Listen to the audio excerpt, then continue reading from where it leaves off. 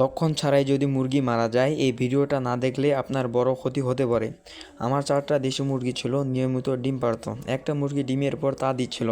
হঠাৎ একদিন কোনো লক্ষণ ছাড়াই একটি মুরগি মারা গেল। ভাবলাম সাধারণ কিছু সমস্যা, কিন্তু এরপর একটার পর একটা করতে করতে 4টি মুরগি মারা গেল। ভয়ঙ্কর বিষয় হলো মুরগিগুলো কোনো লক্ষণ প্রকাশ করার আগেই মারা যাচ্ছিল। আর তার থেকেও বড় বিষয় হচ্ছে, আমার বাড়ির সাইডে একজন ফার্মি মুরগি পালন করতো, প্রায় 50টির মতো। তার মুরগিগুলো ডিম দিত কিছুদিনের পরেই।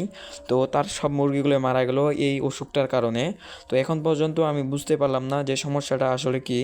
আর সবাই সাবধান হন, হঠাৎ মারা গেলে বাকি মুরগিগুলো তো আলাদা করে রাখবেন, ঘর ও খাবার পাত্র পরিষ্কার করবেন, নিয়মিত ভ্যাকসিন ও কৃমির ওষুধ দিন, দেরি না করে ভেট ডাক্তার দেখান। আর আপনাদের ঘর অবশ্যই ডেটল অথবা পটাশের পানি দিয়ে পরিষ্কার করার ব্যবস্থা করবেন, জীবাণুমুক্ত করার ব্যবস্থা করবেন। একটু অবহেলা মানে বড় ক্ষতি।